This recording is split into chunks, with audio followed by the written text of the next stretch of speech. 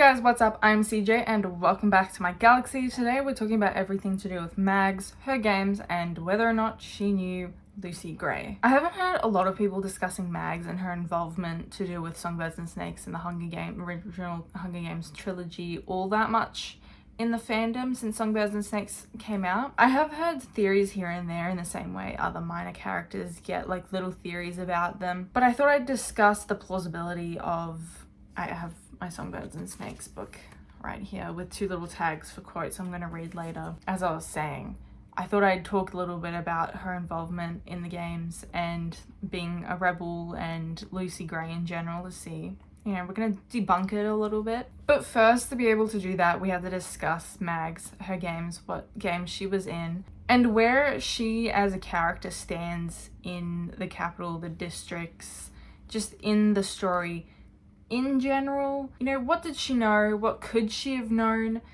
How important was she to the capital? And let's not forget how important she was to District 4, especially Finnick, Annie, and all the rest of the victors. Alright, so Mags Flanagan is what the internet told me her last name was. She was in exactly 2 games, the 11th Hunger Games, which is directly after the 10th Hunger Games, because that's how numbers work, and the 10th Hunger Games being Lucy Gray's games. She was also in the Quarter Quell, which we know from the original trilogy. She was in the 75th Hunger Games and an ally to Peeta and Katniss, and Finnick, because Finnick was her tribute partner? Yeah, district partner, not tribute partner. Basically the same thing. But they were both from District 4, both Finnick and Mags. Mags was alive during the Dark Days. She would have been about 5 when, she would have been 5, and she's a year younger than Lucy Gray. She won her games at 16. Being from District 4 means that eventually she would become a district that was a career district. 1, 2, and 4 were career districts. However, at the time, there was no career pack during the 11th Hunger Games, at least that we know of. It is likely that Mags started this whole career pack, which I'll get more into in a minute, but also being a part of District 4 means she came from the fishing, the ocean district, all to do with water. I think they're directly next to the ocean, District 4, but they're to do with everything to do with the water. I don't know where I was going with that. Fishing. She's good with fish hooks. She's making fish hooks in the 75th Hunger Games when Katniss first meets her. Her whole thing is being able to create ocean-related things. Since Mags was a part of the games directly after Lucy Gray, it means we know from the epilogue of the Hunger Games what was implemented the following year for her games by Snow when he was an intern under Dr. Gaulle as a game maker. She wasn't a game maker when Snow was a game maker. So in the epilogue, one of the things I wanted to point out was this quote. Snow had been the one to point out that, other than the life of 2 tributes they might not even know, the people in the districts had no stakes in the games. A tribute's win needed to be a win for the whole district. They'd come up with the idea that everyone in the district would receive a parcel of food if their tribute took the crown. And to tempt a better class of tributes to possibly volunteer, Snow suggested that the victor should be given a house in a special area of town, tentatively called the Victor's Village, which would be the envy of all those people in the hovels. That and a token monetary prize should go a long way toward bringing in a decent crop of performers. So wanting the tributes to become performers rather than killing machines, well, they're kind of both, but you guys get my point. This meant Mags would be the first to go on both a victory tour and to live in the Victor's Village, allowing her entire district reap the benefits of her success. Eventually down the line, because she won the game, she would become a mentor to Annie and Finnick alongside all the other victors of District 4. District 4 would eventually become a career district. Mags, however, would become a rebel because we know in the 75th Hunger Games she was a part of the plan to escape the arena until her death on the 2nd day of the 75th Hunger Games. Like I said earlier, District 4, in the books, it's not so much talked about in the movies, but District 4 eventually would become a career district because, oh my god, it's not talked about much in the movies as it's not talked about much in the movies, but District 4 is a career district. It's more District 1 and 2 in the movies, and in the books it's 1, 2, and 4. not 3. I guess they just skipped the nerds, you know, the electric whizzes. Although Beatty and Wirus have quite a talent for killing people. So why'd they miss out District 3? I don't know. Just not good enough for the capital. They don't provide enough for the capital, I guess. People believe Mags was the original person that created the career pack, essentially the whole idea.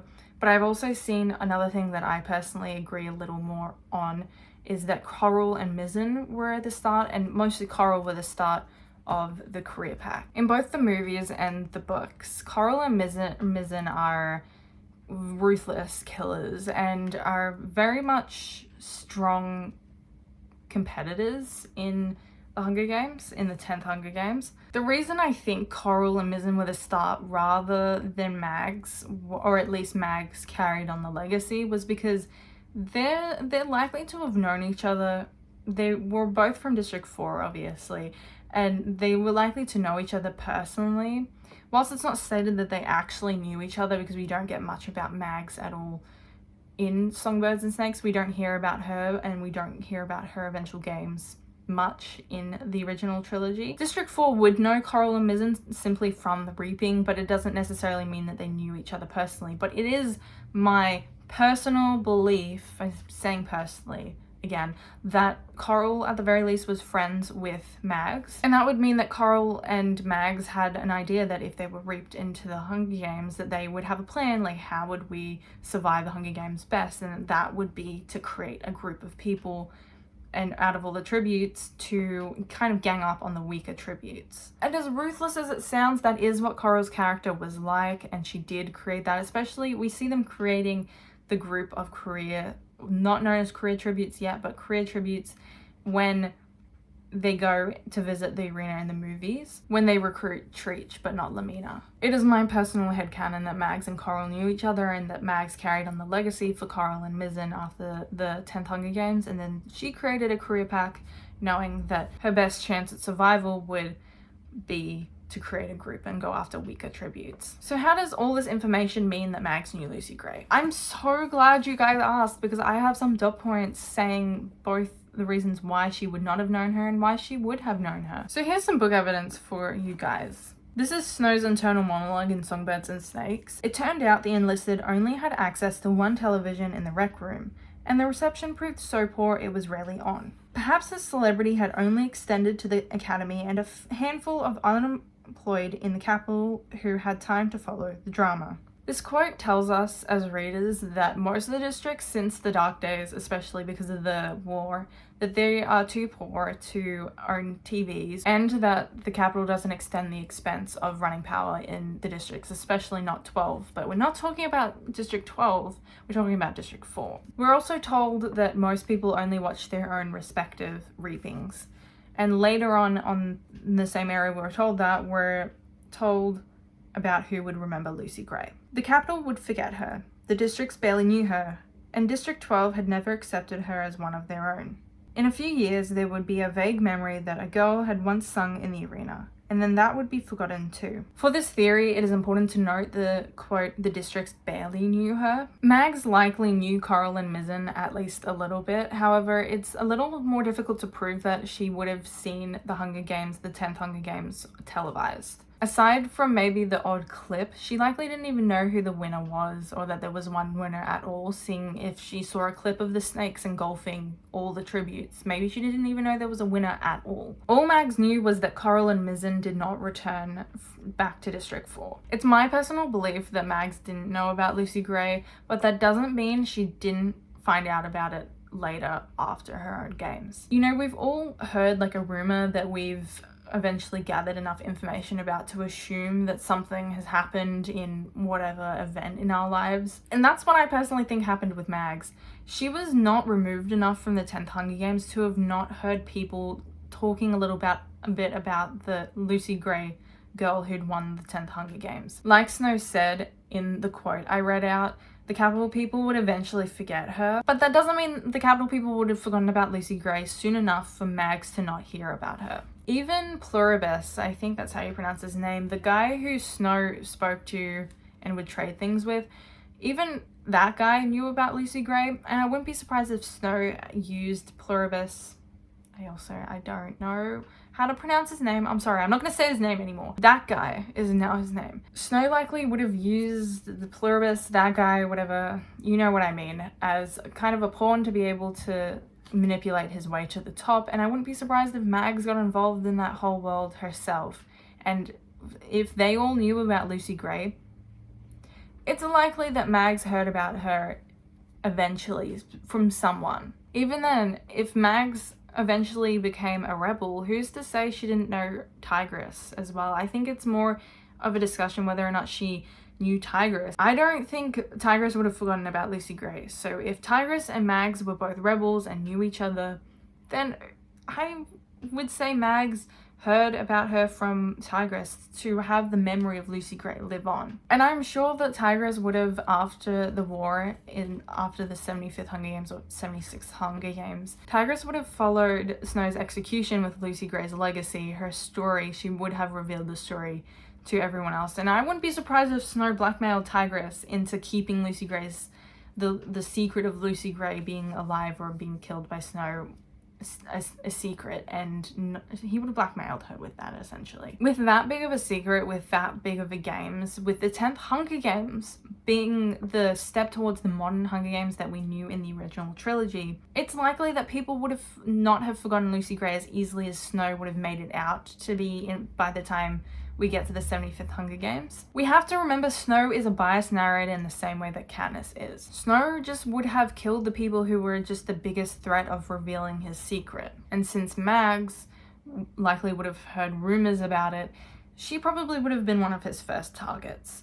So she would have heard the rumors about Lucy Gray, and suddenly she is the practice for Snow manipulating all the tributes all the way up to Katniss. The same way that he manipulates Katniss, he would have started doing that with Mags when she found out about Lucy Gray, and realized that if he didn't try to control the tributes, he would have lost his power very easily. I think what we're supposed to learn from Songbirds and Snakes is that you can't keep that sort of secret, or a Snow would not have been able to keep that sort of secret in the way that he made it out to be. And what we're supposed to take away from it is that Mags, following the 10th Hunger Games and being the victor in the 11th Hunger Games, she would have been the start of the propaganda that Snow had, the just lies and manipulation that Snow eventually gained power and spread across all of Panem. So to end this video, did Mags know Lucy Gray? I think it's unlikely that Mags knew Lucy Gray or about her before her own games. I wouldn't be surprised if she saw like a clip or two thinking that there wasn't a victor at all. But I think it's more likely that she knew about Lucy Gray post 11th Hunger Games, and hearing rumors and hearing Capitol people talking about how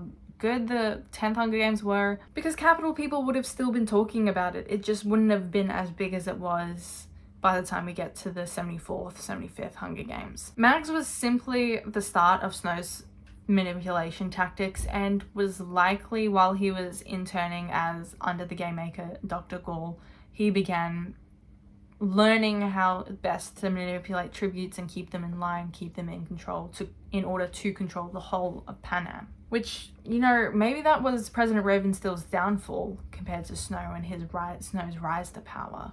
Who knows? So that is it for today's video, guys. I hope you guys enjoyed. If you did, please like and subscribe, and tell me in the comment section down below what you think of Mags's games. Do you think Mags knew who Lucy Gray was?